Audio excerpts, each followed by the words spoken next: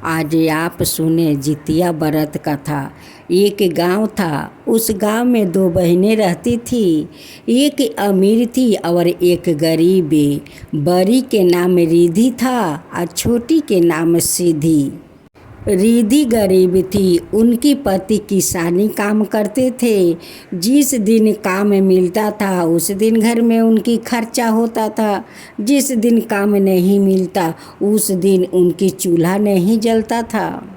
रिधि अपना बच्चों को कभी अच्छा कपड़ा नहीं दे पाती थी और नहीं कभी अच्छा भोजन दे पाती थी। देखते देखते जीउत भगवान का व्रत आ गया।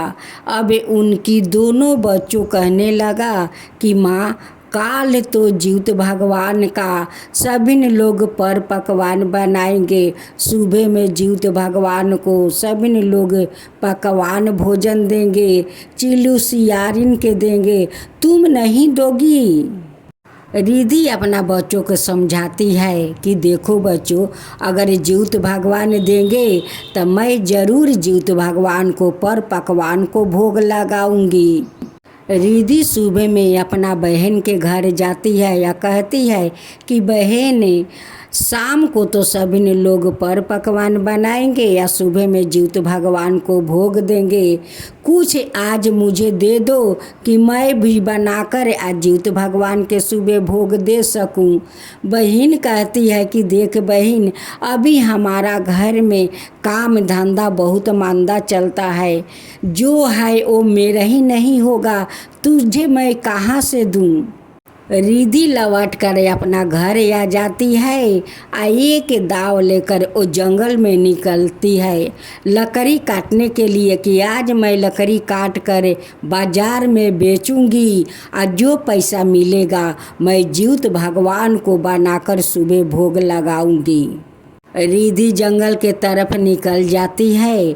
जाते जाते एक गाय माता मिलती है। कहती है कि रिधि बेटी, तू कहाँ जा रही हो? रिधि कहती है कि माता, मैं तो जंगल में लकड़ी काटने जा रही हूँ। आज लकड़ी ले जाकर बाजार में बेचूंगी। जो कुछ पैसा होगा उसी से जीउत भगवान को सुबह भोग लगाऊंगी। गाय माता कहती है कि रिधि देखे, मेरा बहुत दर्द हो रहा है और मैं बच्चा देने वाली हूँ। थोड़ा मेरा शरीर को दबा दे कि बच्चा आराम से बाहर आ जाए। रिधि जाकर गाय को सारा शरीर पर टीप देती है और बच्चा आराम से बाहर आ जाता है। गाय का सेवा करके रिधि आगे निकल जाती है।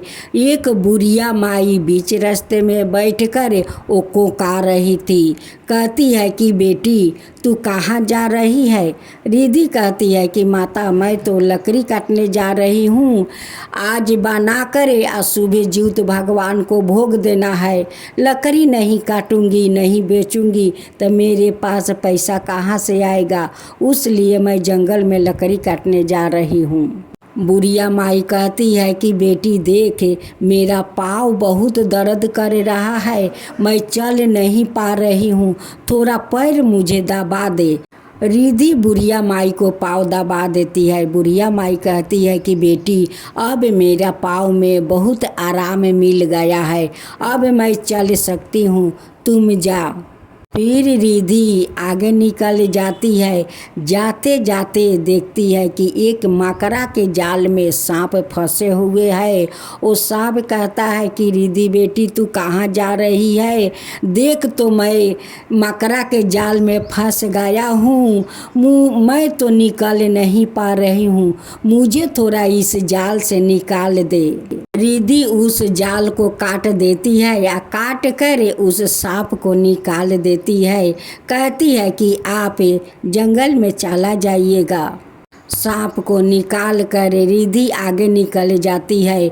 जंगल में जाकर वो लकड़ियाँ काटती है। लकड़ी काट कर उसे बोझ बनाती है और अपना सर पर राख कर आती है। आते आते पहले वो सांप मिलता है, कहता है कि बेटी तू लकड़ी लेकर आ गई। कहती है कि हाँ सांप देवता, मैं तो लकड़ी लेकर आ गई। अब मैं बाज़ार में जाकर बेचूंगी और जो इससे पैसा मिलेगा मैं शाम को पकवान बनाकर जीवित भगवान को सुबह चढ़ाऊंगी। सांप कहने लगा कि बेटी थोड़ा अपना आँचर पसार तो। वो जैसे आँचर पसारती है वैसे नाग देवता अपना मणि उनकी आँचर में दे देते हैं। वो आँचर को अपना कमर में खोस लेती है, लेकिन नहीं देखती है कि वो आँचर में क्या है। वहाँ से चल देती है। आते आते उस बुढ़िया माई भेटाती है, कहती है कि बेटी तू लकड़ी लेकर आ गई। कहती है कि हाँ माता, मैं तो लकड़ी लेकर आ गई, अब बाज़ार में जाकर बेचूंगी। इससे जो पैसा मिलेगा उसी को खर्चा करके जीवित भगवान के लिए बनाऊंगी और सुबह जीवित भगवान को भोग लगाऊंगी। बूढ़ी माई कहती है कि बेटी मेरे पास एक बटुआ है, वो बटुआ का ले जा। मैं बटुआ कहाँ रखूँगी, कहीं गिर जाएगा, ये बटुआ तुम अपना साथ ले जाओ।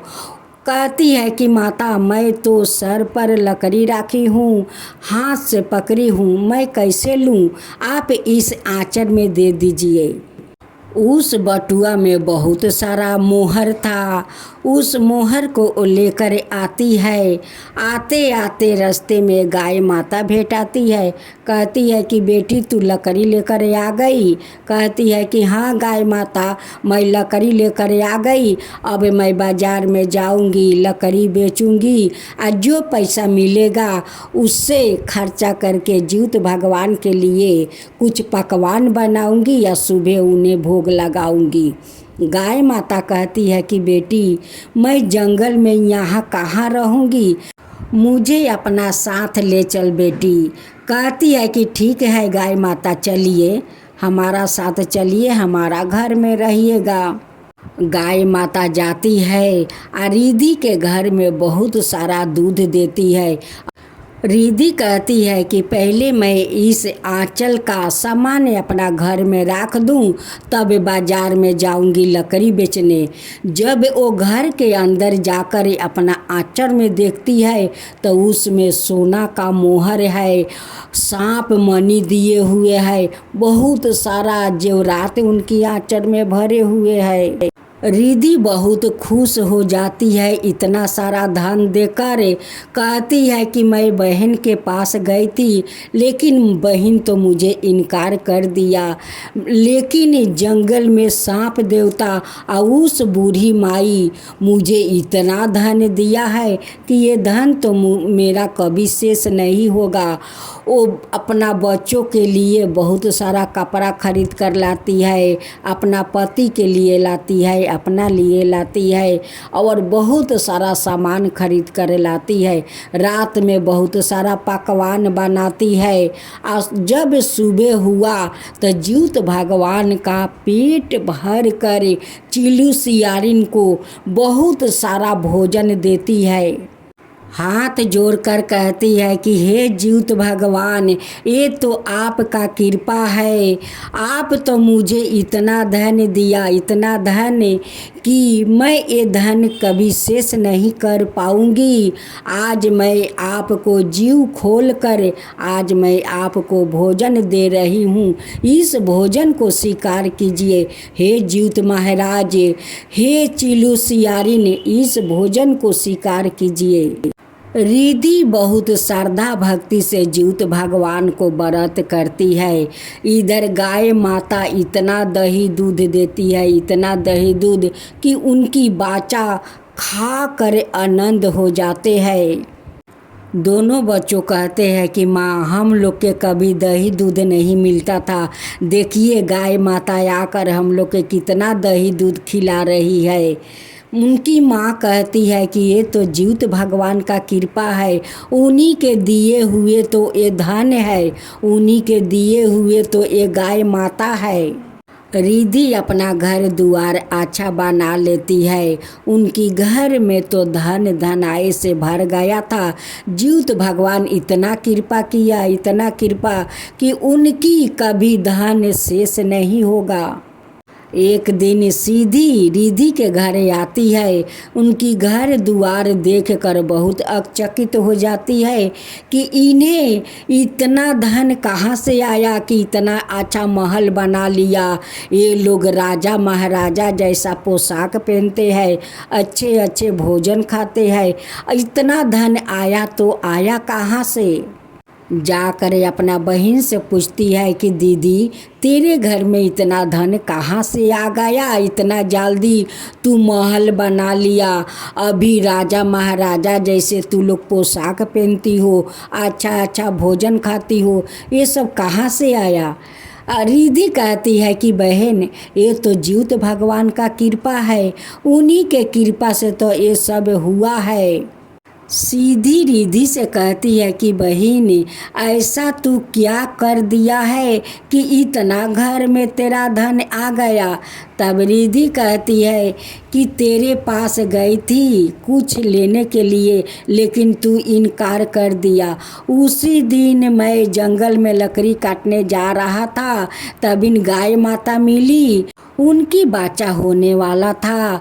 वो बोली कि बेटी थोड़ा मेरा शरीर दबा दे कि आराम से मेरा बच्चा बाहर आ जाए। उनकी शरीर दबा दिया, गाय माता अपनी बच्चा को जन्म दे दिया। वहाँ से मैं आगे बढ़ी तो एक बूढ़ी माई मिली, उनकी पैर बहुत दुख रहा था। वो कहती है कि बेटी थोड़ा पाँव दबा दे, मेरा पाँव बहुत दुख रहा है। मैं उनकी पाँव दबा दिया, दबा कर फिर आगे गया तो देखता हूँ कि एक सांप मकड़ा के जाल में फंसा है। वो कहता है कि बेटी इस मकड़ा के जाल से मैं नहीं निकल पा रहा हूँ, थोड़ा जाल काट कर मुझे निकाल दे। मैं उसको काट कर बाहर निकाल दिया। सब ये तो ज्यूत भगवान का कृपा था। वो जो नाग देवता था वो भी ज्यूत भगवान था, जो बूढ़ी माई थी वो भी ज्यूत वाहिनी थी। गाय माता ये सामने है जो मेरे बच्चों को दही दूध देती है। रिद्धि का बात सुनकर सीधी अपना घर जाती है। फिर अगले साल ज्यूत भगवान का व्रत आता है। फिर सीधी अपना रिद्धि दीदी के घर में आती है, कहती है कि बहन मुझे कुछ दे, काले ज्यूत भगवान का व्रत है। रिद्धि कहती है कि बहन तुम्हारा जो चाहिए वो ले लो, लेकिन वो लेती नहीं है, वो चली जाती है। वो भी एक दाव लेकर जंगल में जाती है, कहती है कि मैं भी लकड़ी बेचकर ज्यूत भगवान को पकवान बनाकर भोग लगाऊंगी। यही सोचकर वो जंगल में जाती है। जाते जाते गाय माता मिलती है। उनकी शरीर में बहुत सारा गंदगी, बहुत सारा कांदा लगा हुआ था। वो कहती है कि बेटी तू कहाँ जा रही है। वो कहती है कि मैं जंगल में जा रही हूँ लकड़ी काटने, लकड़ी काट कर लाऊंगी, बाजार में बेचूंगी, जो पैसा मिलेगा उसी से बनाकर ज्यूत भगवान को भोग लगाऊंगी। गाय माता कहती है कि मेरा शरीर थोड़ा दबा दे। अब तो सीधी कहती है कि तुम्हारा शरीर से इतना गंदगी निकल रहा है, तुम्हारा शरीर मैं कैसे दबाऊं, मुझसे नहीं होगा। वो चली जाती है। जाते जाते वही बूढ़ी माई भेंट आती है। उनकी शरीर से बहुत बदबू निकल रहा था। उनकी सारा शरीर में बहुत बड़े बड़े घाव निकल रहा था, घाव से पूंछ बाहर हो रहा था। वो बुढ़िया माई कहती है कि बेटी कहाँ जा रही है। वो कहती है कि मैं जंगल में जा रही हूँ लकड़ी काटने, लकड़ी बेचकर जो पैसा मिलेगा उसी से मैं ज्यूत भगवान को पकवान बनाकर सुबह भोग लगाऊंगी। बूढ़ी माई कहती है कि मेरा थोड़ा पाँव दबा दे, मेरा पाँव बहुत दुख रहा था। कहती है कि तेरा शरीर से तो इतना गंदगी निकल रहा है, पूंछ निकल रहा है, मैं कैसे तेरा पैर दबाऊं, मुझसे नहीं होगा। वो चली जाती है। जाते जाते नाग देवता भेंट आते हैं। वो कहते हैं कि बेटी तू कहाँ जा रही है। कहती है कि मैं जंगल में जा रही हूँ लकड़ी काटने, लकड़ी काट कर बाजार में बेचूंगी, तभी तो जीवित भगवान को सुबह भोग लगाऊंगी। नाग देवता कहते हैं कि देख मैं मकरा के जाल में फंसा हुआ हूँ, थोड़ा जाल काट कर मुझे बाहर निकाल दे। वो कहती है कि हाँ तुझे मैं जाऊँ निकालने कि तू मुझे काट लेगा और मैं इसी जंगल में मर जाऊंगी, मुझसे नहीं होगा। सीधी तो गाय माता को ठुकरा दिया, जीवित वाहिनी को ठुकरा दिया, जीवित भगवान को ठुकरा दिया।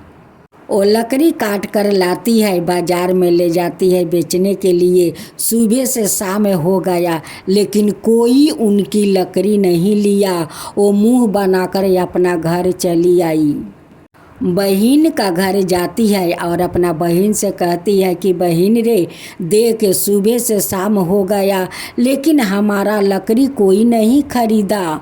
वो कहती है कि बहन तेरा क्या चीज़ का कमी है, सब कुछ तो जीवित भगवान ने दिया है, फिर भी तू लकड़ी काट कर बाजार में गई बेचने के लिए। देख बहन कोई दुखे करता है और कोई सुखे करता है। मैं दुख से गई तो भगवान मुझे धन भर दिया और तू सुख से करने गई तो देख जो भी तेरा घर में है वो भी तेरा बिला गया, नष्ट हो गया। देख अब तेरा क्या हालत हुआ है। कभी किसी को बराबरी नहीं करना चाहिए, दुखिया के संगे दुखी नहीं बनना चाहिए। तुम्हारा भगवान ने तुमको दिया है उसी को संभालो, उसी को करो। गरीब के दान करो, दुखिया को दान करो, भूखिया को भूख मिटाओ। रिधि अपना छोटी बहन को समझाती है कि देख बहन ऐसे कभी नहीं करना चाहिए। तू जे मेरे देखा देखी तू लकड़ी काटने गई थी कि लकड़ी बेचकर मैं जीवित भगवान को दूंगी, तेरा घर में सब कुछ है। देखे तू सुख से करने गई और जीवित भगवान तुझे दुख दे दिया। अब तू जीवित भगवान से क्षमा मांग।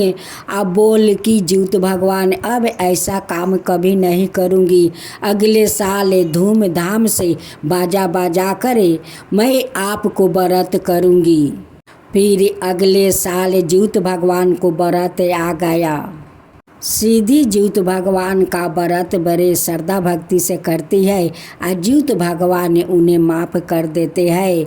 पहले जैसा जीवित भगवान उनकर संसार बना देते हैं। वो श्रद्धा भक्ति से जीवित भगवान को व्रत किया, उनसे माफ़ी मांगा और जीवित भगवान माफ़ कर दिया। उन्हें पहले जैसे संसार फिर से बना दिया। तो बोलो जीवित भगवान की जय, जीवित भगवान की जय।